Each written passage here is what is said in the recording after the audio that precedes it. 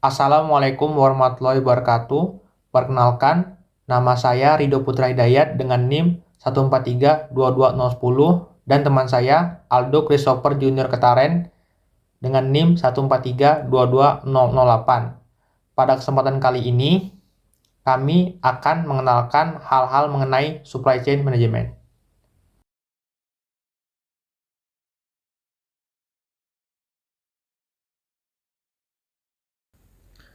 Pengertian supply chain management.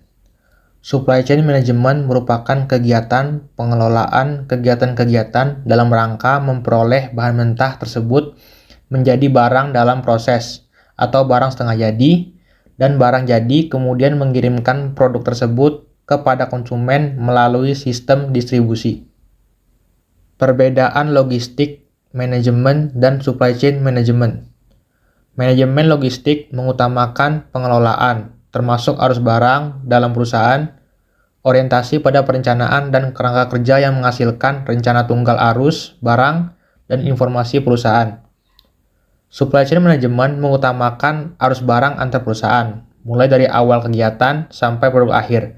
Orientasinya atas dasar kerjasama dan mengusahakan hubungan serta koordinasi antar proses dari perusahaan mitra guna menunjang kegiatan proses sampai ke tangan konsumen.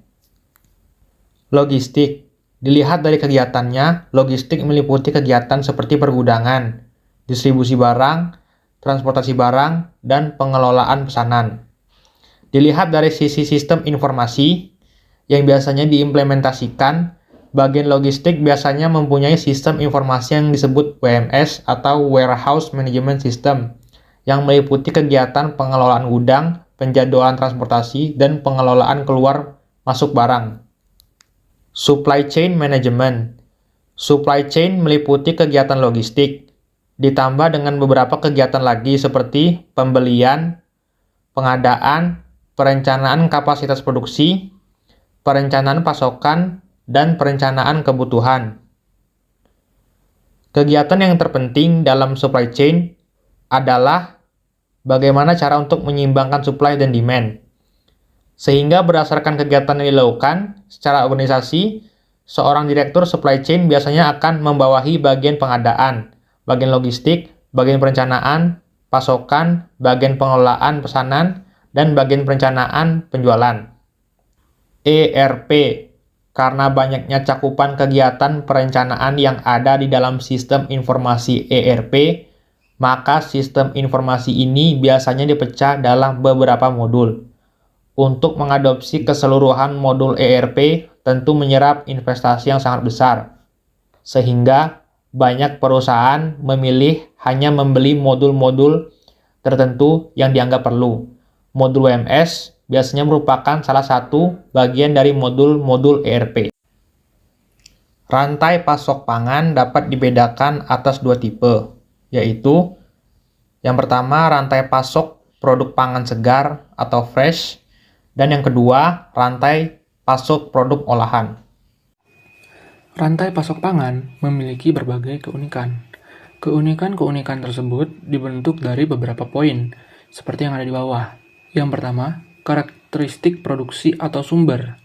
Seperti yang kita lihat, produk pangan seringkali memiliki sumber daya yang bergantung pada proses biologi dan periode musim panen. Ini membawa tantangan dalam hal variabilitas dan risiko kerusakan, yang menuntut fleksibilitas produk dan teknik pengelolaan yang khusus. Yang kedua, karakteristik produk dan distribusi. Karakteristik produk yang mudah rusak membuat sistem distribusi pangan harus dirancang dengan baik agar tidak menyebabkan kerugian. Dan tentunya, pada poin yang ketiga, preferensi konsumen yang semakin peduli terhadap isu kesehatan dan lingkungan. Selanjutnya, kita dapat melihat berbagai aktivitas dalam manajemen rantai pasok.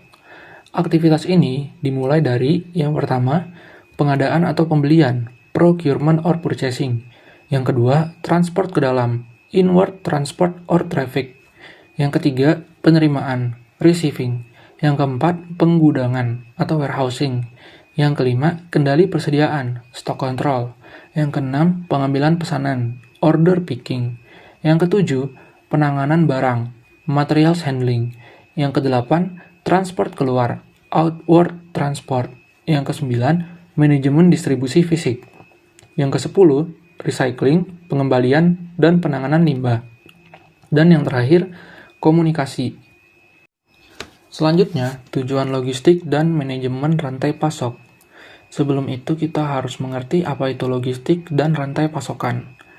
Logistik adalah penempatan sumber daya yang berhubungan dengan waktu atau manajemen strategis dari keseluruhan rantai pasokan.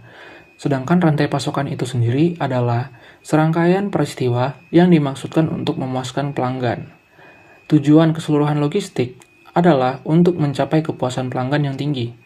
Logistik harus memberikan layanan berkualitas tinggi dengan biaya rendah atau dapat diterima. Sekian dari kami, terima kasih.